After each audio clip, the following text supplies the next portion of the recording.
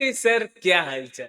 या back with another revision lecture and yes दोस्तों, ये है अपना डेरिवेटिव्स के रिवीजन लेक्चर का पार्ट टू। पार्ट वन मैंने पहले ही अपलोड किया हुआ है। उसमें मैंने फ्यूचर्स वाला पार्ट कवर किया है एंड इस पार्ट में हम ऑप्शंस वाला पार्ट जो है वो कवर करने वाले हैं। तो अगर आप देखोगे, मैंने यहाँ पे एक प्लेलिस्ट भी बनाई हुई है। इस प्लेलिस्ट में मैंने हर एक रिवीजन लेक्चर्स को अपलोड किया है। Mutual fund, equity valuation, bond valuation, derivatives का पार्ट वन। सिमिलरली ये पार्ट टू भी इसी प्लेलिस्ट में ऐड हो जाएगा एंड अपकमिंग जो लेक्चर्स है वो सारे लेक्चर्स इसी प्लेलिस्ट में ऐड होने वाले हैं। एंड ये रिवीजन लेक्चर्स में बहुत ही ज्यादा डिटेल में कवर कर रहा हूँ ताकि आप हर एक टाइप का क्वेश्चन जो है वो इसके साथ साथ सॉल्व कर पाऊँ। अब मतलब मैं रिवीजन लेक्चर्स के टाइम पे ना आपको फुल स्क्रीन करके पॉज करने में बताता हूँ। क्यों? क्योंकि उस टाइम पे ना आप लोग क्या कर सकते हो कि क्विकली रिकॉल कर सकते हो, रिवाइज कर सकते हो। उससे क्या होगा कि विद द रिवीजन लेक्चर्स ही आपका रिवीजन जो है वो कंप्लीट हो जाएगा एंड जैसे ही रिवीजन लेक्चर्स खत्म हो जाएगा आप हर एक टाइप का क्वेश्चन जो है वो सॉल्व कर पाओगे। जैसे कि मैंने पहले वाले पार्ट में फ्यूचर्स वाला पार्ट कवर किया है एंड डेरिवेटिव्स का बेसिक भी मैंने वहां पे कवर किया है। सो पहले प्लीज वो पार्ट वन देखिएगा, उसके बाद ये पार्ट टू देखिएगा तो आपको बहुत ज्यादा हेल्प हो जाएगी। प्लीज पहले पार्ट वन देखिएगा, उसके क्वेश्चन सॉल्व कीजिएगा, फिर पार्ट टू देखिएगा। देखो, अगर आप जब क्वेश्चन सॉल्व करोगे ना, एक बार आपने रिवीजन लेक्चर देख लिया एंड आपने क्वेश्चन सॉल्व किया ना, आपको ऑटोमेटिकली जो है ना वो कॉन्फिडेंस बिल्टअप हो जाएगा कि हाँ भाई मेरे क्वेश्चन सॉल्व हो रहे हैं। एंड अगर आप घर पे बिना देखे क्वेश्चन सॉल्व करोगे ना, तो एग्जाम में भी आपके सारे के सारे क्वेश्चन जो है वो सॉल्व हो जाएंगे। इसीलिए प्लीज राइटिंग प्रैक्टिस पे फोकस कीजिएगा। राइटिंग प्रैक्टिस का कोई भी अल्टरनेटिव नहीं है, ठीक है? सो शुरू करते हैं आज का टॉपिक जो कि है ऑप्शन कॉन्ट्रैक्ट, ठीक है? तो दोस्तों, जैसे कि मैंने कल बोला था कि फ्यूचर्स जो होता है ना, फ्यूचर्स में आपको जो है ना दोनों पार्टी ऑब्लिगेटरी होती है, तो उनका जो पार्ट है वो एक्सरसाइज करने के लिए। जैसे कि फॉर एग्जांपल से अगर कोई फ्यूचर बायर है तो उसके पास राइट नहीं होता है, उसके पास ऑब्लिगेशन होता है टू बाय। एंड सिमिलरली जो सेलर है उसको होता है obligation to sell. But on the other hand जो ऑप्शन कॉन्ट्रैक्ट होता है ना, वहां पे ना थोड़ी सी चीजें जो है वो बदल जाती है। क्या बदलती है? इस केस में जो ऑप्शन बायर होता है ना, वहां पे उसके पास राइट होता है एंड उसके पास ऑप्शन होता है कि अगर वो चाहे तो आपके पास राइट एक्सरसाइज कर सकता है या फिर अगर वो ना चाहे तो एक्सरसाइज नहीं कर सकता है। वो अपने राइट को जाने दे सकता है, वो आपके ऑप्शन को लैप्स कर सकता है, अपने ऑप्शन को एक्सरसाइज नहीं कर सकता है। But on the other hand जो ऑप्शन सेलर है ना, सेलिंग के केस में उसको ऑब्लिगेशन है। अगर ऑप्शन राइटर ने और सॉरी ऑप्शन बायर ने अगर उसका राइट एक्सरसाइज किया तो उसके भी अपना राइट एक्सरसाइज करना पड़ेगा। तो इसका बेसिक मैंने यहाँ पे लिखा हुआ है, एक बार बुक से पढ़ लेते हैं कि क्या है। कि option contract is a contract in which option holder holder has a right, मतलब जो ऑप्शन होल्डर है उसके पास राइट है but not an obligation to buy और सेल। जैसे कि फॉर एग्जांपल से मैंने एक ऑप्शन लिया अपना रिलायंस के शेयर का कि अगर मैं चाहूं तो 3 महीने बाद मेरे पास एक ऑप्शन है कि मैं रिलायंस का शेयर 600 रुपए में खरीद कर सकता हूं, ठीक है?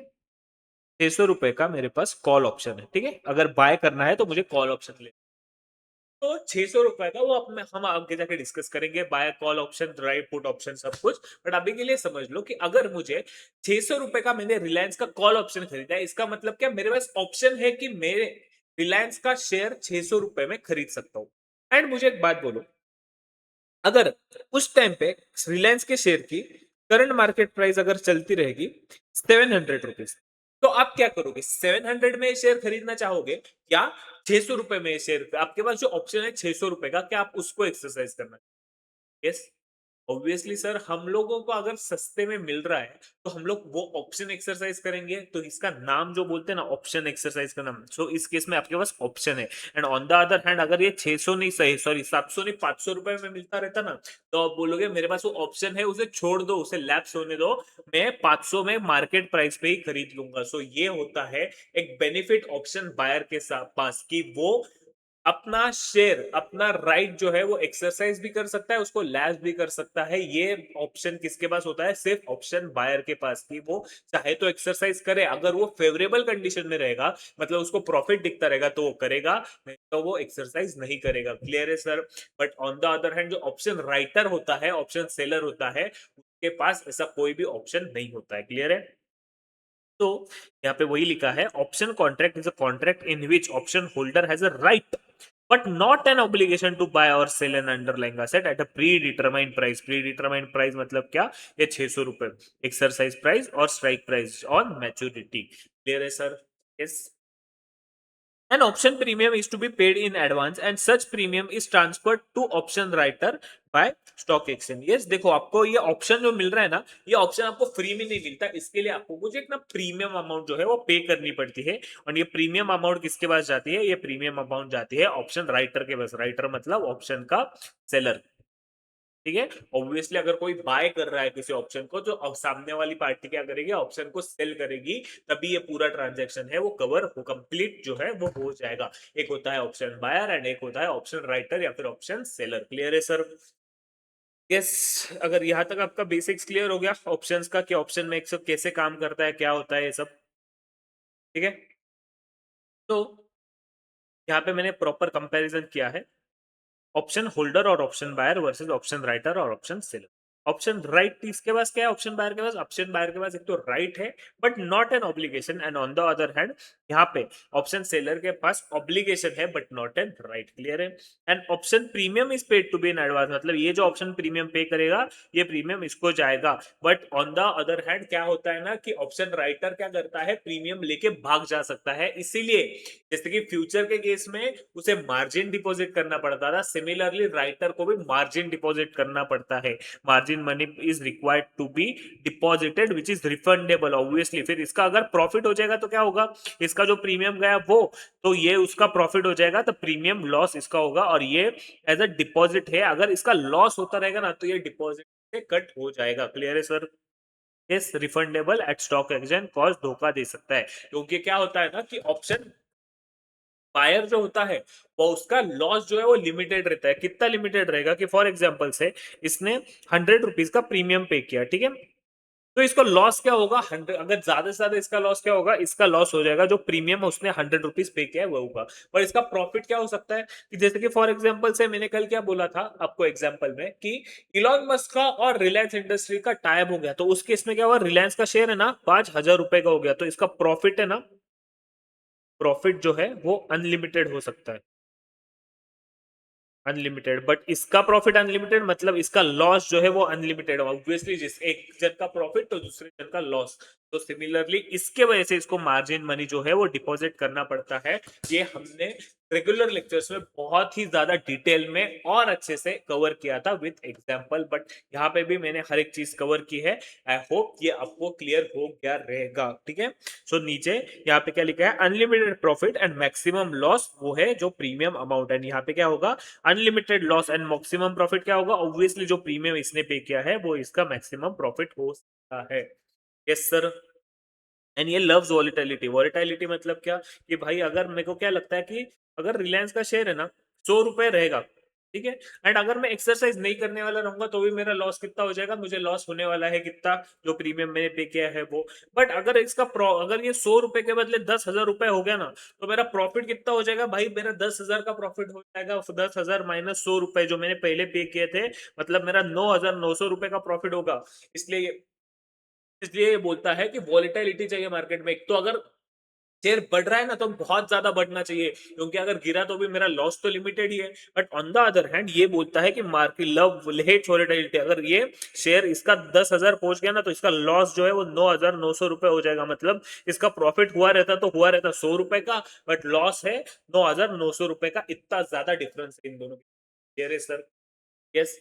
तो अब तो बोलोगे सर फिर सब लोगों ने बाइंग ही करना चाहिए, राइट ऑप्शन राइट अप करते हैं क्यों? है क्योंकि यहाँ पे आपको जो सिनेरियो दिख रहा है कि unlimited profit and limited loss, but on the real life में होता है कि जो लॉस होता है ना प्रीमियम ऑप्शन सेलर को, वो बहुत ही कम टाइम होता है, एंड जो ऑप्शन बायर का प्रॉफिट होने की प्रोबेबिलिटी होती है, ऑप्शन बायर की प्रॉफिटेबल प्रोबेबिलिटी, वो बहुत ही ज्यादा कम होती है। इसलिए रियल लाइफ में हमेशा 99% केसेस में इसी का प्रॉफिट होता है एंड 1% केस में इसका प्रॉफिट है।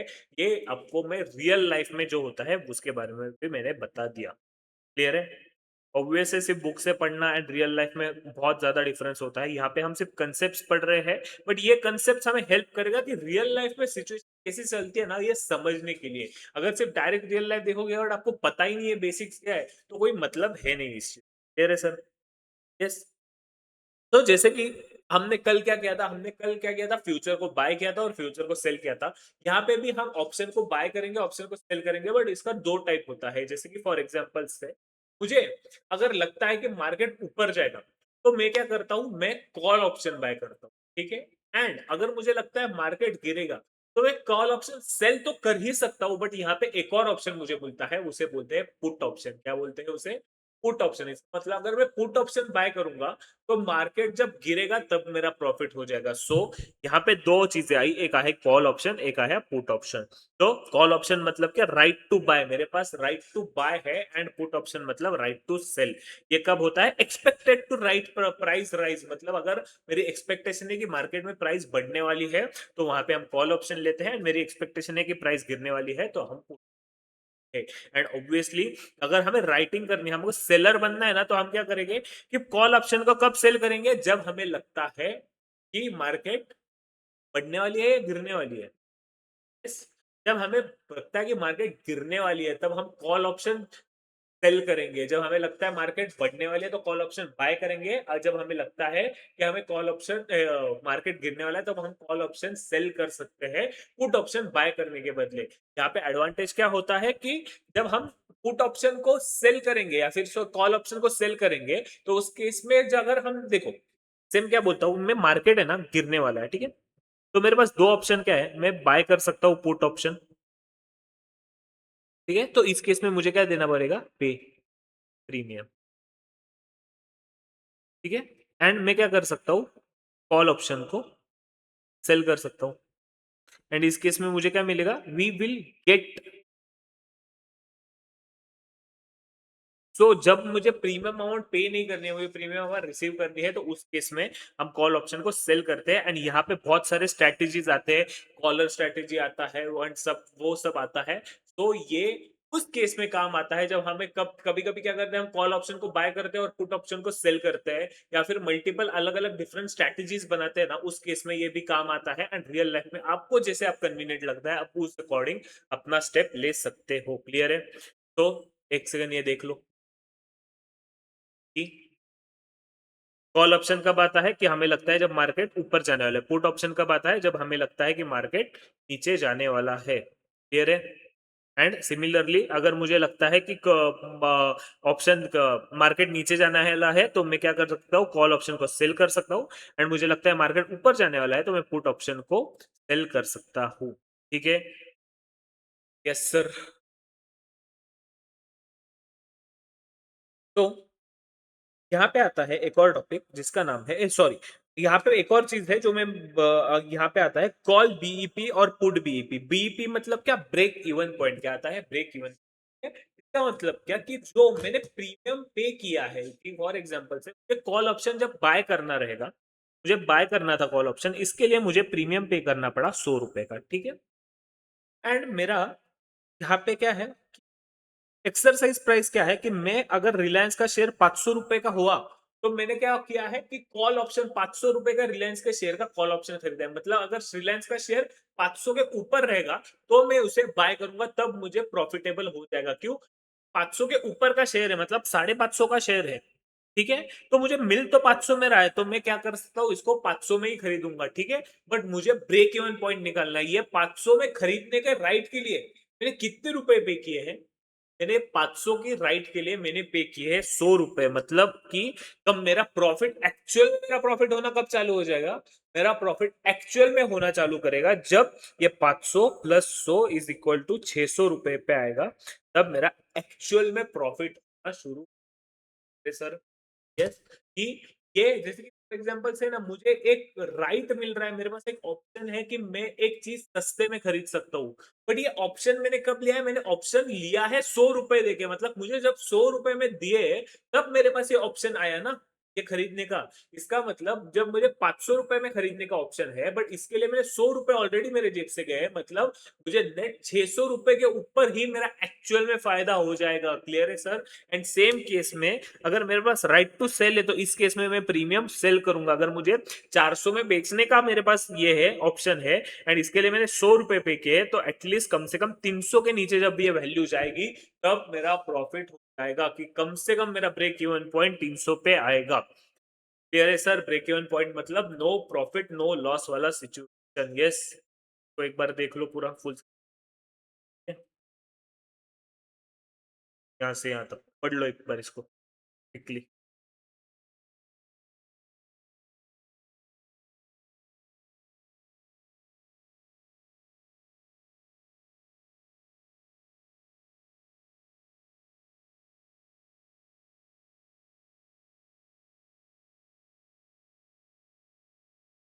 देखो, अब ऑप्शंस में भी ना there are two types of option. क्या होते हैं types of option based on cash flow? क्या होता है? एक होता है यूरोपियन ऑप्शन और एक होता है अमेरिकन ऑप्शन। ठीक है, एमसीक्यू में आपको कभी पूछते तो आपको इजीली इसका जवाब देते आना चाहिए। ठीक है, उसमें क्या होता है कि यूरोपियन ऑप्शन में और अमेरिकन ऑप्शन में डिफरेंस क्या होता है कि यूरोपियन ऑप्शन जो होते हैं वो कभी भी वो एक्सरसाइज हो सकते हैं ओनली ऑन मैच्योरिटी। क्या होता है? वो एक्सरसाइज हम कर सकते हैं ओनली ऑन मैच्योरिटी। मतलब फॉर एग्जांपल मैंने 10 मार्च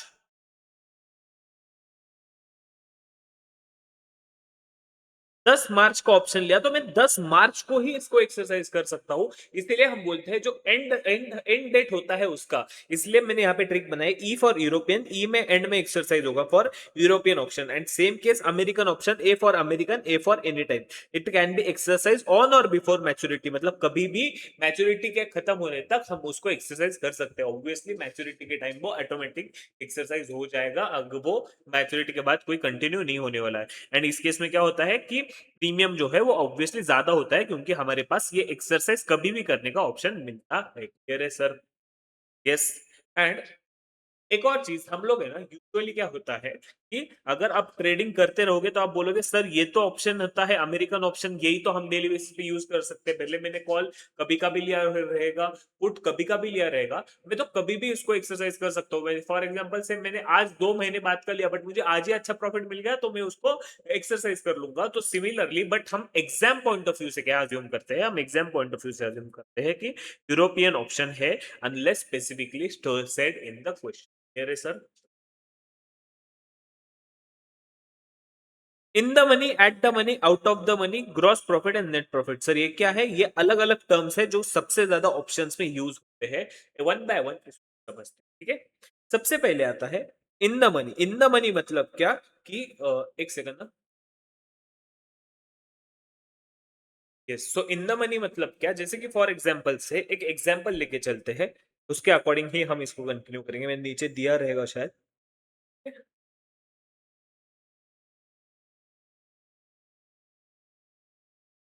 हाँ, दिया है मैंने, बट फिर भी एक और एग्जांपल लेते हैं, इससे हम इजीली समझ पाएंगे और एग्जांपल हमने कंटिन्यू करेंगे। अब चाहिए तो इसको नोट भी कर सकते। सो मैंने ना एक ऑप्शन लिया है ₹10 का कॉल। क्या लिया है मैंने? ₹10 का मैंने कॉल ऑप्शन लिया। अब इसमें क्या होगा कि जैसे कि फॉर एग्जांपल से अगर मेरी शेयर की प्राइस में कुछ एग्जांपल लेता हूँ, ये हो जाएगी ₹11,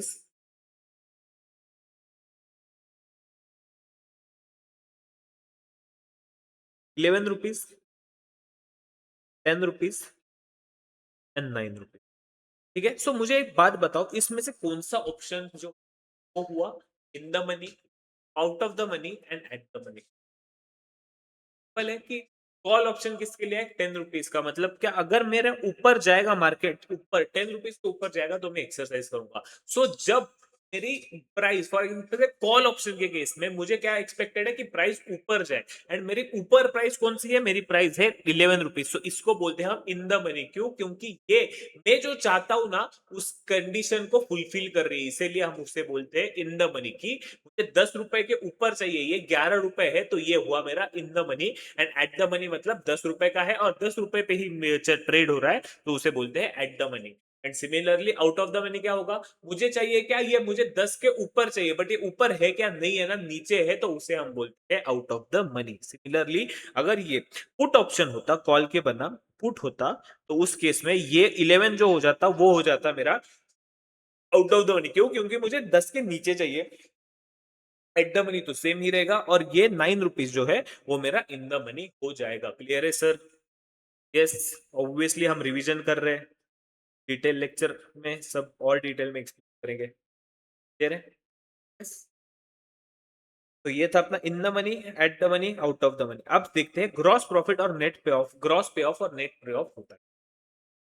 अगर मुझे एक बात बोलो, एक कंडीशन मैंने आपको बोली, एक सिचुएशन वाला है, इफ एक्सरसाइज प्राइस इज और exercise price of the option is in the money. In the money है मतलब क्या, कि मुझे जो चाहिए वो कंडीशन फुलफिल हो रही है, 10 रुपए का कॉल है तो वो 10 के ऊपर है, ठीक है। तो उस केस में मेरा ग्रॉस पे ऑफ क्या हो जाएगा, obviously current market price. Current market price कितनी थी, 11 रुपए, एंड एक्सरसाइज प्राइस थी 10 रुपए, सो मेरा इंट्रिंसिक वैल्यू हो जाएगा 1 रुपया। क्लियर है सर? एंड मेरा नेट पे ऑफ क्या हो जाएगा, इस 1 रुपए का, इस जो 10 रुपए का ऑप्शन है उसके लिए मैंने 50 रुपए का, 50 पैसे का प्रीमियम पे किया है। सो मेरा ग्रॉस पे ऑफ क्या हो जाएगा, 1 रुपया माइनस मैंने 50 पैसे का जो व्हाट वी से प्रीमियम, ये ऑप्शन लेने के लिए मैंने जो प्रीमियम पे किया है, सो मेरा नेट पे ऑफ हो जाएगा 0.5 रुपीज। क्लियर है सर? यस। इसका मैंने प्रॉपर एक नीचे एग्जांपल भी लिया है, एक और बार रिवीजन हो। क्लियर है? Similarly if access is out of the money, अगर आउट ऑफ द मनी है तो कितना हुआ, इस केस में ग्रॉस पे ऑफ 0 हो जाएगा। क्यों? क्योंकि ऑब्वियसली मेरा ये 9 रुपीज रहेगा, तो उस केस में मैं एक्सरसाइज नहीं करूंगा, 0 हो जाएगा।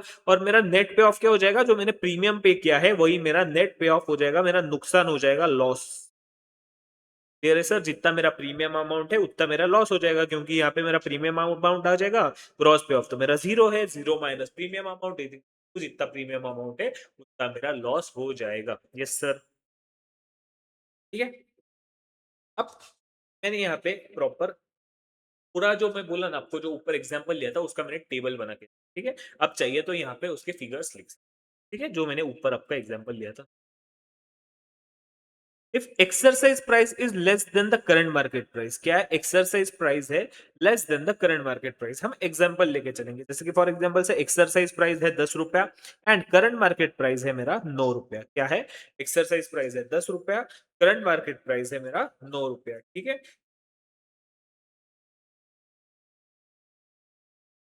यहाँ पे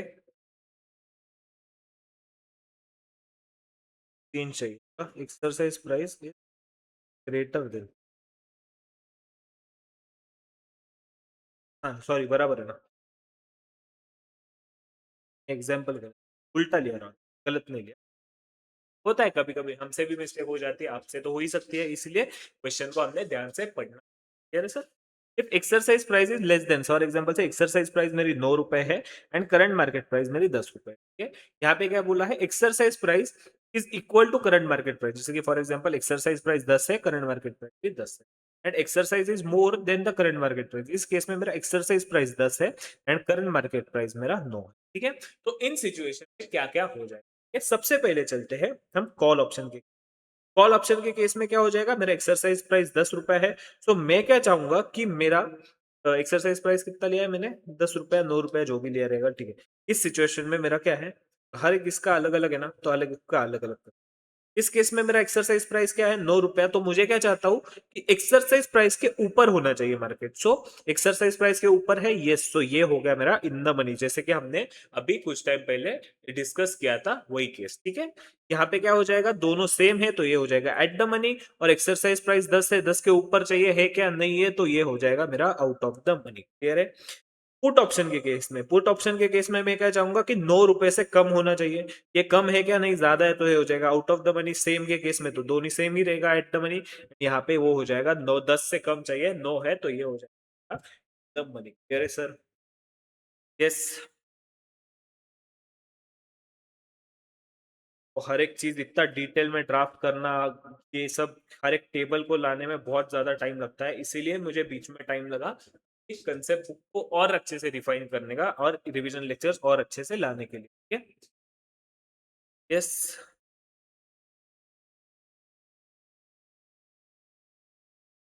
सर सेम चीज का मैंने यहाँ पे एग्जाम्पल भी लिया है, इससे अपना एक और बार रिवीजन हो जाए। तो यहाँ पे मैंने क्या बोला है, प्रीमियम जो है वो मैंने पे किया है 10 रुपए। Exercise price is less than the current market price. Exercise price है 450 रुपए, करंट मार्केट प्राइस है मेरा 500 रुपए। ठीक है, सो मेरा इस केस में ग्रॉस पे ऑफ क्या हो जाएगा, मेरा हो जाएगा 450 माइनस 500, मेरा 50 रुपए का प्रॉफिट हो जाएगा। क्यों? क्योंकि मैंने क्या लिया है, कॉल ऑप्शन लिया है। ठीक है, मैं चाहता हूँ 50 450 के ऊपर रह जाए। 450 के ऊपर है, कितना ऊपर है, 50 रुपए से ऊपर है। एंड इसके लिए ये 450 का ऑप्शन लेने के लिए मैंने कितना खर्चा किया, मैंने 10 रुपए खर्चा किया, तो मेरा नेट प्रॉफिट हो गया 40 रुपए। क्लियर है सर? यस, दोनों 500 रुपए है तो जीरो, तो मेरा नुकसान कितना हो जाएगा प्रीमियम का। और इस केस में मेरा ग्रॉस पे ऑफ जीरो आ जाएगा, क्योंकि मैं लैप्स कर दूंगा, क्योंकि मुझे 450 की चीज 500 में लेने का ऑप्शन है। मैं 500 में क्यों लूं, मैं 450 में ही लूंगा। तो यहाँ पे भी मेरा लॉस हो जाएगा 10 रुपए। कह रहे सर, पुट ऑप्शन के केस में क्या हो जाएगा, ये आउट ऑफ द मनी है तो लॉस हो जाएगा प्रीमियम अमाउंट सेम, यहाँ पे भी प्रीमियम अमाउंट। एंड यहाँ पे सेम ग्रॉस पे ऑफ मेरा हो जाएगा 450 में मिल रहा है। तो 500 हम 500 में बेच सकते हैं 450 में बिकने के बदले, तो 50 रुपए हमारा प्रॉफिट एंड 400 रुपए 40 रुपए हमारा नेट प्रॉफिट हो जाएगा, नेट पे ऑफ हो जाएगा। Yes sir.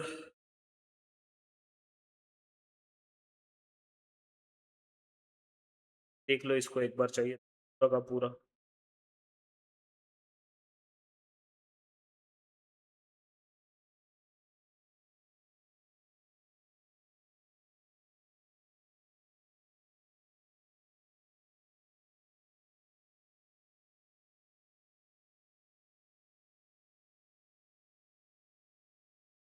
पॉज कर लो इसे अच्छे से।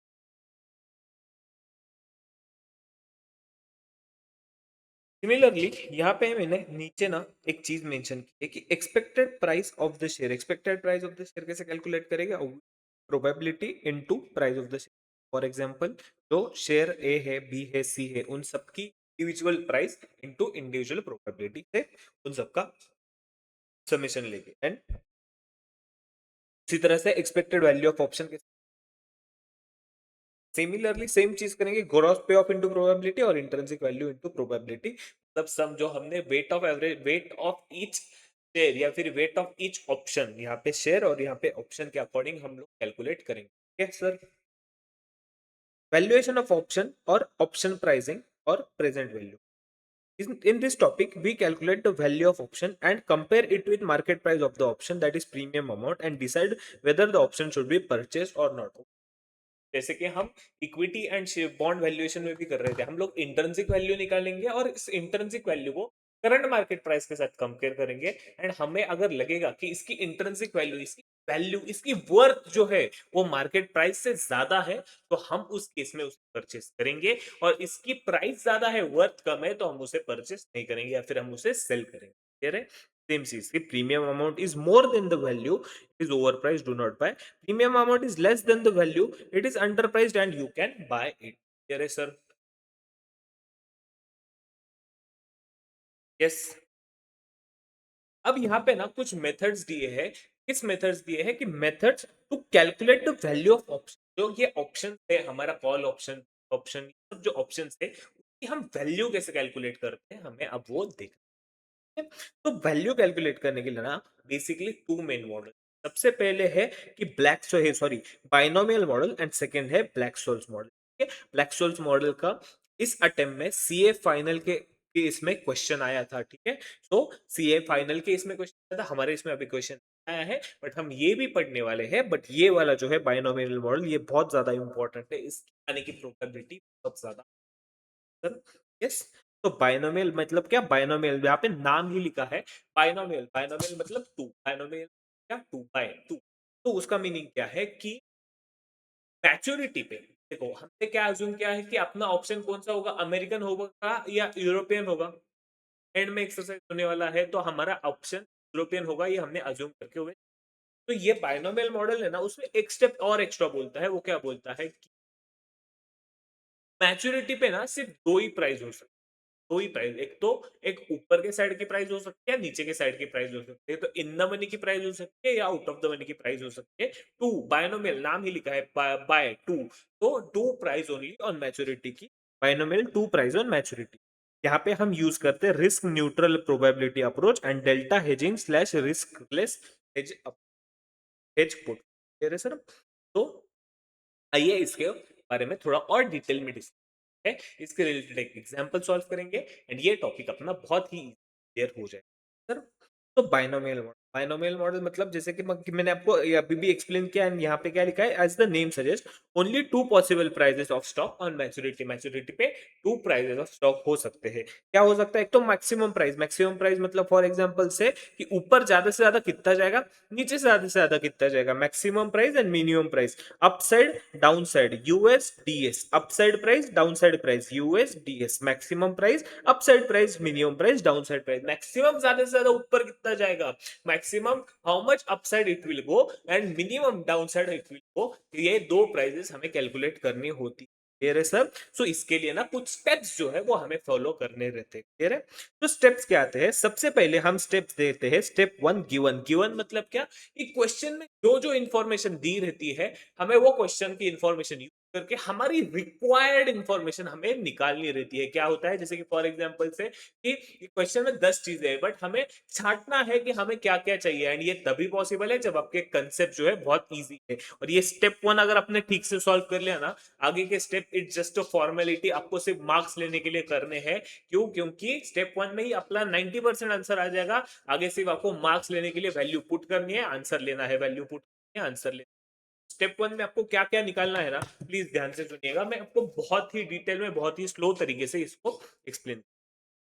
सबसे पहले हमें देखना है कि क्वेश्चन में हमें इंफॉर्मेशन क्या क्या दी है एंड उसमें से हमको कुछ रिलेवेंट इंफॉर्मेशन निकालनी है। मैं आपको एक एक नाम बताते जाऊंगा एंड उसके पीछे का लॉजिक भी बताऊंगा कि हमें वो क्यों चाहिए, तो आपको इजीली ऑटोमेटिकली समझेगा कि हाँ भाई ये जेन्युइनली हमें इंफॉर्मेशन क्यों नहीं दे रहे। ठीक है, सबसे पहले आता है current market price of the share. Current market price of the share, ठीक है, क्यों ये करंट मार्केट प्राइस क्यों चाहिए, ऑब्वियसली हम वैल्यू निकाल रहे हैं और कंपेयर कर रहे हैं कि ये करंट मार्केट प्राइस के साथ हमें लेना है या नहीं लेना है। सो इसके लिए हमें इसको चाहिए, सबसे पहले हम निकालते हैं current market price of share, जिसको हम डिनोट करते हैं एस से। किससे डिनोट करते हैं हम, एस से, मतलब current market price of stock. ठीक है, सेकंड आता है एक्सरसाइज प्राइस और कॉल प्राइस। ऑब्वियसली हमें तो हम ऑप्शन की वैल्यू निकाल रहे हैं कि कौन से प्राइस पे एक्सरसाइज करने वाले हैं, कौन से प्राइस पे एक्सरसाइज करने वाले हैं, ये तो हमें पता होना ही चाहिए। तो सबसे पहले हमने क्या निकाला, हमने देखा कि करंट मार्केट प्राइस क्या है स्टॉक की, एंड हमने किस प्राइस पे एक्सरसाइज करना है। ठीक है, सबसे पहला हो गया current market price and second आया एक्सरसाइज प्राइस, फिर स्टॉक प्राइस। ठीक है, से थर्ड चीज आती है मैक्सिमम प्राइस की। मैक्सिमम क्वेश्चन में बोला रहेगा या फिर एक आपको परसेंटेज दिया रहेगा कि 20% ऊपर जाएगा, 30% नीचे जाएगा, मैक्सिमम जाएगा, मैक्सिमम 30% ये गिरेगा, मैक्सिमम 30% ये गिरेगा। ठीक है, तो या फिर अमाउंट दी रहेगी, पर ये 30 रुपए से जाएगा, नीचे 20 रुपए से जाएगा, ऐसा कुछ तो भी आपको दिया रहेगा। सो आपको वो निकालने है सबसे पहले upside price, maximum price and down side price. ठीक है, एक बार आपने ये निकाला upside price and down side price, आपको सिमिलरली यहाँ पे ना उसका परसेंटेज कैलकुलेट करना रहता है, कितने टाइम्स में कैलकुलेट करना रहता है कि ये क्या है, यूएस है, अपसाइड कितना जाने वाला है, मैक्सिमम कितना जाने वाला है, करंट कंपेरिजन में कंपेरिजन अभी कितना है और मैक्सिमम कितने जाने वाला है। सो मैक्सिमम कितना टाइम जाने वाला है अभी से, सो यू कैलकुलेट करते हैं हम, इसे बोलते हैं यू, कि US divided by S. Obviously US divided by S की मैक्सिमम कितना जाएगा और अभी कितना है। सिमिलरली हम डाउन साइड के साथ साथ डी भी कैलकुलेट करते हैं कि डीएस डाउन साइड नीचे कम से कम मैक्सिमम नीचे कितना जाएगा और मतलब कम से कम प्राइस इसकी कितनी हो जाएगी, मैक्सिमम ज्यादा से ज्यादा कितना गिरेगा एंड अभी कितना है। ठीक है, अगर इसको एक और तरीके से आपको समझना है तो आप इसको ऐसे भी कैलकुलेट कर सकते हैं कि यूएस है डीएस है, हमें क्या निकालना है, हमें निकालना है यू एंड डी। मतलब क्या, US divided by S, S cancel, DS cancel, but ऐसा कैलकुलेशन नहीं होता है इसका, मैं पहले ही बता रहा हूं, इसका कैलकुलेशन ऐसे नहीं होता है। आपको डिवाइड करके वैल्यू निकालनी है। ये तो मैंने सिर्फ आपको ट्रिक बताई कि सबसे पहले हमको क्यों चाहिए, हमको चाहिए स्पॉट प्राइस मतलब current market price of stock, फिर स्ट्राइक प्राइस चाहिए कि हम किस स्ट्राइक प्राइस, किस एक्सरसाइज प्राइस पे हम ऑप्शन एक्सरसाइज करने वाले हैं। क्लियर है, उसके बाद यूएस डीएस, यूएस के साथ साथ हम लोग क्या निकालेंगे, एस एस कैंसिल करके हम यू एंड डी जो है वो निकालेंगे। ठीक है, तो इसके साथ साथ हमें निकालनी रहती है एक रिस्क, क्या बोलते हैं, हमें रेट ऑफ इंटरेस्ट दिया रहता है ना, वो हमें हमेशा हमेशा परसेंटेज में चाहिए फॉर द पीरियड की, परसेंटेज फॉर द पीरियड हमें वो रेट ऑफ इंटरेस्ट चाहिए रहता है। उसको हम कैलकुलेट करेंगे 1+r इंटू पीरियड, और कंटिन्यूसली कंपाउंडेड रहेगा तो 1+e का पावर n/12। ठीक है, e का पावर r इंटू n/12। ठीक है, ये हमने कैलकुलेट कैसे करना है वो हमने समझ लिया है। सो सबसे पहले स्टेप वन में हम क्या क्या चीजें लेंगे, बताओ मुझे। सबसे पहले हमने स्टेप 1 में लेके हमें चाहिए एस, फिर चाहिए स्ट्राइक प्राइस, फिर यूएस दिया है तो ऑब्वियसली हम यू निकालेंगे, डीएस दिया है तो हम यू डी निकालेंगे, एंड आर चाहिए हमको फॉर द पीरियड। क्लियर है सर? यस।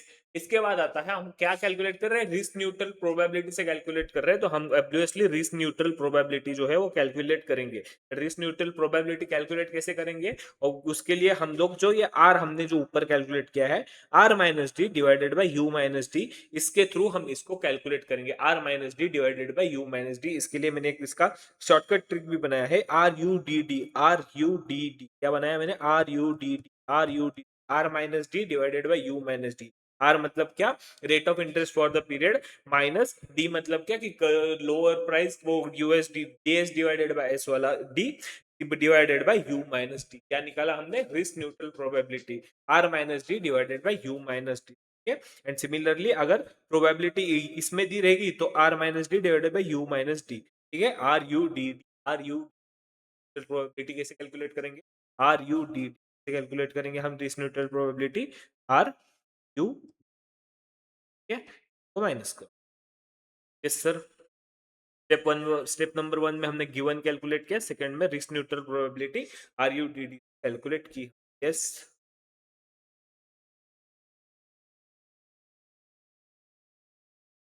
तो थर्ड आता है बायनोमियल ट्री, जो हमें कैलकुलेट करना है। बायनोमियल ट्री से हम क्या कैलकुलेट करेंगे, ऑब्वियसली हमको ये जो हमने कैलकुलेट किया उसको प्रेजेंट करना रहता है, और ये जो प्रोबेबिलिटी निकाल रहे हैं ना, ये हम लोग ऑब्वियसली ऊपर के साइड जाने की प्रोबेबिलिटी निकालते हैं। तो इस केस में जैसे कि फॉर एग्जांपल से इसका आंसर है 60%, तो यहाँ पे आ जाएगा 60% एंड नीचे जाने की प्रोबेबिलिटी आ जाएगी 40%। तो इसको हम कैसे कैलकुलेट करेंगे, यहाँ पे ईयर 0, ईयर 1, ईयर 2, अभी कितना प्राइस चल रहा है, ऊपर कितना जाएगा और नीचे कितना जाएगा, ये जो हमने कैलकुलेट किया यू ऊपर, ये यूएस डीएस, ये यहाँ पे उसकी वैल्यू फिल करेंगे, इसको बोलेंगे सी यू, कॉल ऑप्शन है, call up and call down accordingly हम कैलकुलेट करेंगे। ठीक है, and value of option calculate करेंगे C U into P plus C D into 1 - P divided by R. C U into P मतलब ये 60%, ऊपर की वैल्यू इंटू 60% डिवाइड नीचे की value into 40% divided by R. R क्यों चाहिए, ये हमारा 1 साल के बाद का है, हमें प्रेजेंट वैल्यू में चाहिए, सो हम इसको डिस्काउंटिंग फैक्टर करेंगे आर के। सिंपल है, कुछ नहीं किया हमने, ऊपर जाने की प्रोबेबिलिटी और ऊपर की वैल्यू, ऑब्वियसली नीचे जाने की प्रोबेबिलिटी और नीचे की वैल्यू, ये वैल्यू है, इसको प्रोबेबिलिटी से मल्टीप्लाई करेंगे, ये वैल्यू है, इसको प्रोबेबिलिटी से मल्टीप्लाई करेंगे, और ये 1 साल के बाद है, इसको प्रेजेंट वैल्यू में लेके आएंगे, इसलिए C U into P, C U into P plus C D into 1 - P, C D into 1 - P divided by R, क्योंकि 1 साल के बाद है, हमें इसको लेके आना है present value. Yes. Similarly put option के केस में भी हम सेम फॉर्मूला यूज करेंगे, यहाँ पे सी यू के अगले P U. Two period binomial model, यहाँ पे क्या कैलकुलेट किया था हमने, एक पीरियड कैलकुलेट किया था, यहाँ पे 2 पीरियड मतलब ईयर 1 के साथ साथ ईयर 2 सेम। यहाँ पे गिवन कैलकुलेट करेंगे, आर यू डी डी से रिस्क न्यूट्रल प्रोबेबिलिटी कैलकुलेट करेंगे, और यहाँ पे क्या होता है कि अगर ये 20% से ऊपर जा रहा है ना, तो यहाँ से भी 20% से ही नीचे ऊपर जाएगा, इसकी वजह से ये अकॉर्डिंगली हमको सम कैलकुलेट करना रहता है। यहाँ पे सी यू आएगा, तो सी यू यू, क्योंकि हम 1 साल का सी यू कैलकुलेट करते हैं, दूसरे साल के लिए सी कैलकुलेट करेंगे, C U D C D D मतलब क्या, call up, call up up, call up down, call down down, और ये कॉल डाउन। क्लियर है सर? यस। ये नॉट 1, नॉट 2, नॉट 3, अगर इसका क्वेश्चन चाहिए तो आप मुझे बता दीजिए, मैं इसका क्वेश्चन लेके आऊंगा, कि ये है इंपॉर्टेंट, और इसको डायरेक्टली अगर आपने सॉल्व किया है तो समझेगा। रेगुलर क्लासेस में हम तो इसका क्वेश्चन सॉल्व करते हैं, एग्जांपल सॉल्व करते हैं, इसके लिए यहाँ पे रिवीजन लेक्चर में हम सिर्फ इसको रिवाइज कर सकते हैं, इस फॉर्मूलाज को। ये सर।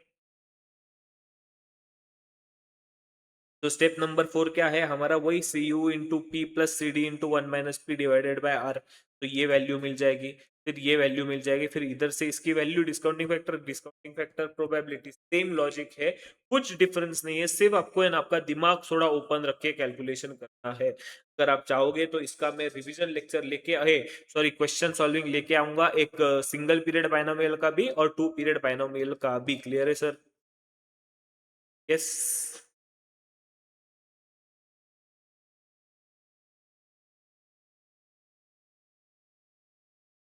एक ऑप्शन वाला पार्ट है छोटा, बट यहाँ से क्वेश्चन आते ही है, क्या कर सकते हैं, एंड इजी भी है, कुछ नहीं।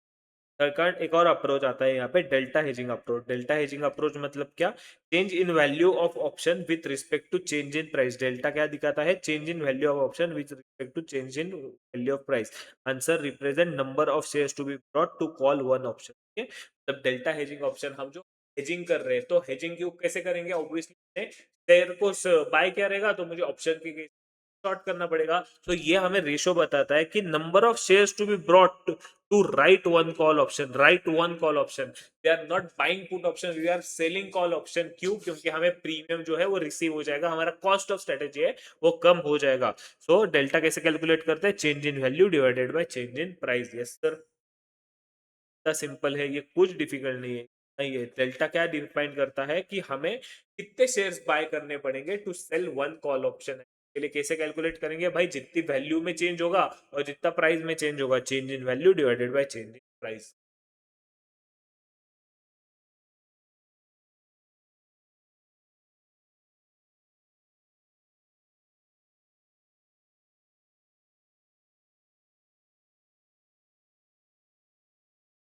बायनोमियल किया, फिर डेल्टा एजन किया। अब आता है अपना एक और टॉपिक जो है कमोडिटी।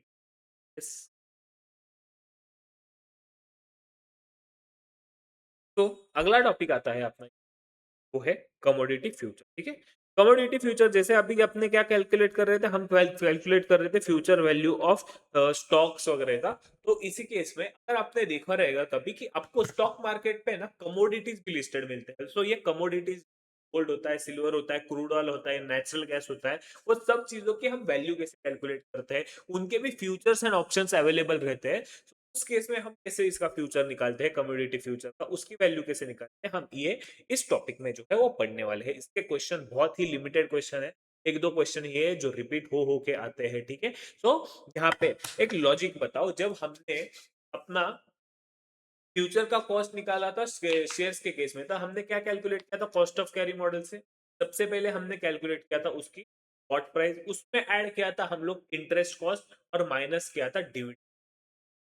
तो कमोडिटी केस में क्या करेंगे? सेम करेंगे। हम क्या करेंगे? सबसे पहले ऐड करेंगे स्पॉट प्राइस, उसमें ऐड करेंगे present value of storage cost. ये कमोडिटी है तो हमें स्टोरेज का कॉस्ट जो है वो ऐड करना पड़ेगा। उसमें से हम क्या माइनस करेंगे? उसमें से हम माइनस करेंगे present value of convenience yield. Yes, जैसे कि हमने वहां से डिविडेंड यील्ड किया, माइनस किया था, यहाँ पे हम present value of convenience yield को माइनस करते हैं, plus one plus R into one plus R इसको मल्टीप्लाई करते हैं। अरे सर सेम कंसेप्ट है, सिर्फ नाम थोड़ा सा डिफरेंस है यहाँ पे।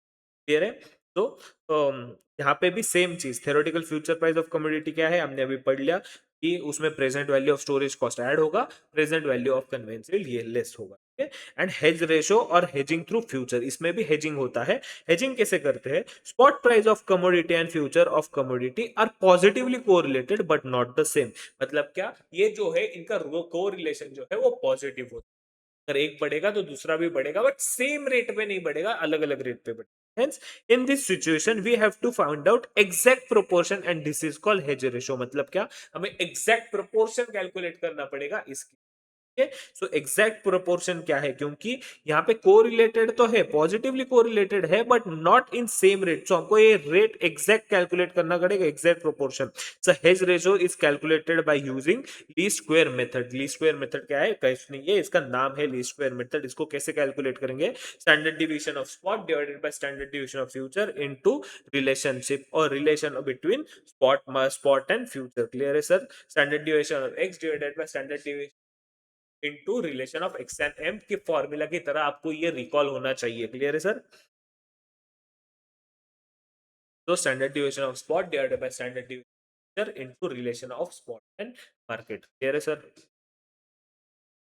तो प्रैक्टिकल क्वेश्चन जो इसमें आते हैं वो उसमें ये मोस्टली एक ही टाइप का क्वेश्चन आता है। उसका भी मैंने एक है ना आपको लेआउट दिया हुआ है कि आपको अगर प्रैक्टिकल क्वेश्चन आए तो कैसे सॉल्व करना है। ठीक है, सबसे पहले है स्टेप्स। ठीक है, similar to hedging through future, हम लोग हेजिंग थ्रू फ्यूचर करते हैं ना, इसी तरह से कि इसके कुछ स्टेप्स फॉलो करने हैं। सबसे पहले क्या है? Position is to be taken. Position कौन सी लेनी है?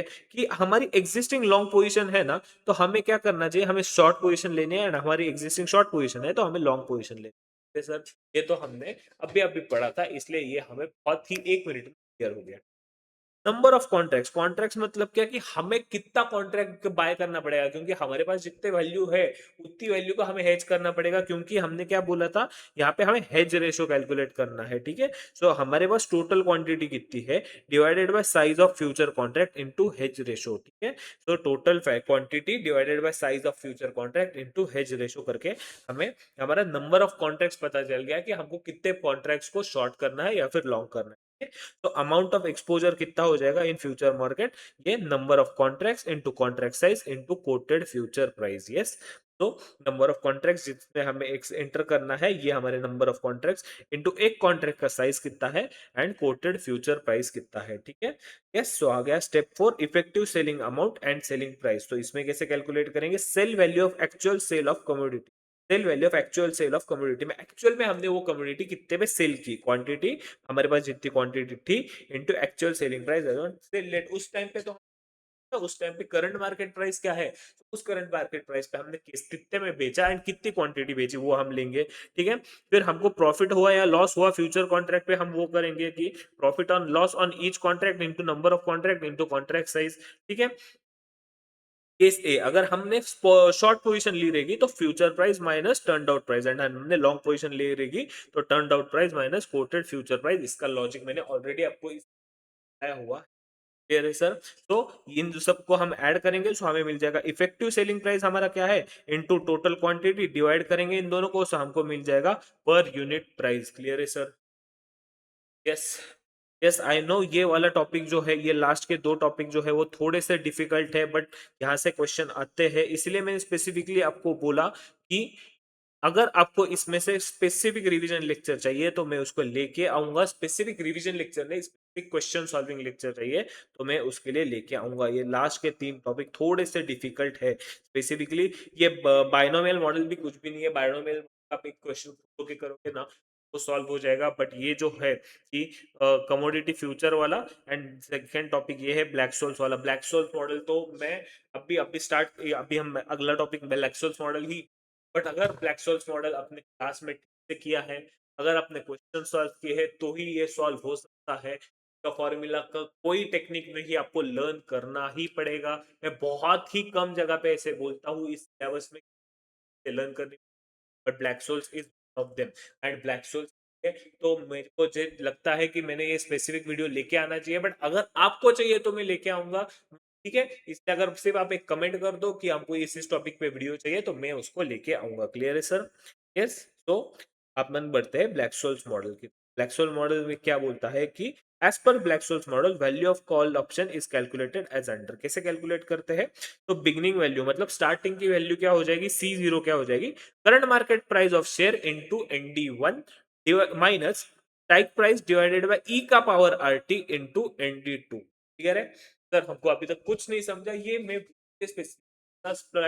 टॉपिक का ये वैल्यूएशन टेक्निक है। देखो एक्चुअल में ना ये एक ऐसा टेक्निक है जहाँ पे सिर्फ आपको फॉर्मूला में दस डालने हैं और आपका आंसर आ जाएगा, बट रियल लाइफ में ये सबसे ज्यादा यूज होने वाला है।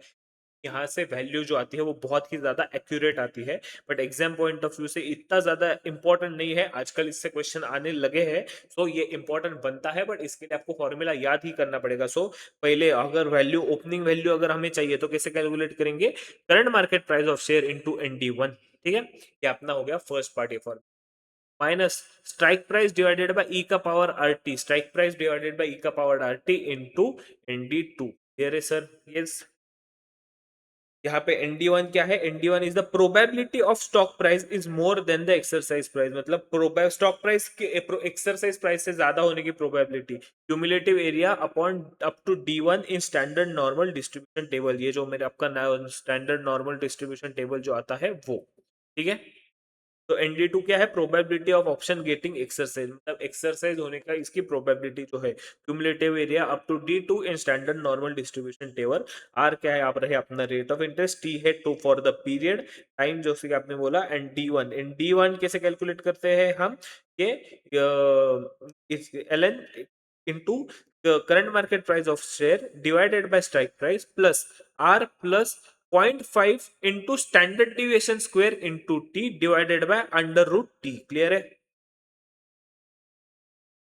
ये मैं रिपीट कर रहा हूँ, ये वाला टॉपिक एक ही टॉपिक ऐसा है जहाँ पे फॉर्मूला लर्न करना पड़ता है, एंड इसके लिए आपने पहले से करना चाहिए। ये रिवीजन लेक्चर के थ्रू ये टॉपिक का नहीं, ये सिंगल ऐसा टॉपिक है फिल देगा आपको प्रॉब्लम। ठीक है, ये एक ही टॉपिक है, इसका स्क्रीनशॉट ले लो, इसका जो करना है करो, आपको ये सिर्फ याद करना ही रहेगा इसका मीनिंग क्या है, क्योंकि इसका क्वेश्चन में आपको जो फिगर दिखेगी आपको यहाँ पे सिर्फ इनपुट करना है।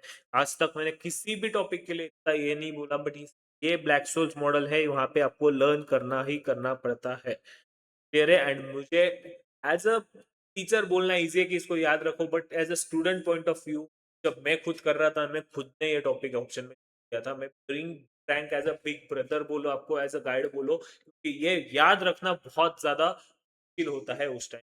क्लियर है? क्योंकि उस पढ़ने के 8 सब्जेक्ट होते हैं, ठीक है, बट ये आप ट्राई करो कि छोड़ो मत, एटलीस्ट कुछ ना कुछ। आप अगर ये रिवीजन लेक्चर में 2 बार रिपीट कर रहा हूँ ना कुछ तो आपको याद आ जाएगा। इतना तो याद ही आएगा, current market price into ND1 minus strike price divided by E का पावर RT इंटू ND2। इतना भी थोड़ा बहुत लिख के आओगे ना स्टेक मार्किंग के, प्राइस आपको मिल जाएगा। बट चाहिए तो मैं इसका डेडिकेटेड वीडियो लेके आऊंगा जहां पे मैं कंसेप्ट प्लस एक फॉर्मूला प्लस क्वेश्चन सब कुछ अगर एक वीडियो में सॉल्व कर दूंगा, वो वीडियो ही आधा पौना घंटे का हो जाएगा। तब जाके आपको थोड़ा बहुत ये आइडिया क्लियर हो जाएगा। मैं वैसा नहीं बोल रहा, तब जाके आपको लर्न हो जाएगा, तब आपको ये क्लियर हो जाएगा ये टॉपिक इतना ज्यादा डिफिकल्ट है। कह रहे सर सिर्फ ये वाला पार्ट डिफिकल्ट नहीं है, एग्जाम समझने के लिए बहुत इजी है, बट ये फॉर्मूला याद रहना बहुत मुश्किल है। यहां तक तो आप फिर भी याद कर लोगे, बट ये वाला पार्ट, फिर ये वाला पार्ट। क्लियर है? एंड ND2 कैसे करेंगे? ND1 minus under root standard deviation into under root T. ठीक है, तो यहाँ पे नोट लिखिए, reduce present value of dividend amount of current market price of stock और reduce it from R from dividend yield is given if dividend yield. And ये beginning value of put option कैसे calculate करेंगे? Similarly यहाँ पे formula दिया है, strike price divided by E का power RT minus current market price of stock plus C. Yes, तो ये था आपका डेरिवेटिव्स का रिवीजन। यहाँ पे अपना एक और टॉपिक बचता है जो है इंटरेस्ट रेट डेरिवेटिव्स। ये पूरा अलग ही चैप्टर है जहाँ पे आपका व्हाट वी से एफआरए एंड स्वैपिंग के वगैरह कंसेप्ट जो है वो इंक्लूड्स होते हैं, कॉलर स्ट्रेटेजी वगैरह सब जो होता है, cap strategy, collar strategy, floor strategy, ये सब यहाँ पे इंक्लूड होता है। ये वाला टॉपिक बहुत ज्यादा इजी है, यहाँ से अब वन गो में पूरा का पूरा विथ रिवीजन लेक्चर ही इसको कवर कर लोगे। इसका रिवीजन लेक्चर भी ज्यादा बड़ा नहीं रहेगा, 1-1.5 घंटे में तो ये पूरा चैप्टर जो है वो खत्म। तो ये मैं आपको एज अ पार्ट 3 करके अपलोड करूंगा, ये पार्ट 3 देखना भूलना मत। पार्ट 3 बहुत ही ज्यादा इजी है। आई नो एंड का ये जो 2 टॉपिक थे, ब्लैक सोल्स मॉडल एंड ये कमोडिटी डेरिवेटिव्स, ये थोड़े से क्रिटिकल है पढ़ने के लिए, थोड़े से और से एक नहीं याद रहते यार जल्दी as student point of view. ठीक है, हमको it's not necessary as a बोलने बहुत आसान है, ये सब इजी लोग इजी, बट आपकी भी तो एक लेवल की कैपेसिटी होती है। ठीक है, इसलिए अगर आपको चाहिए तो मैं उसका स्पेसिफिक वीडियो लेके आऊंगा, बट स्पेसिफिकली अगला वीडियो जो है इंटरेस्ट रेट डेरिवेटिव को प्लीज कीप, वहां से आपको एग्जाम में प्योर अच्छे मार्क्स। यस, तो this was for, thank you for this video, this आज के लिए इतना ही।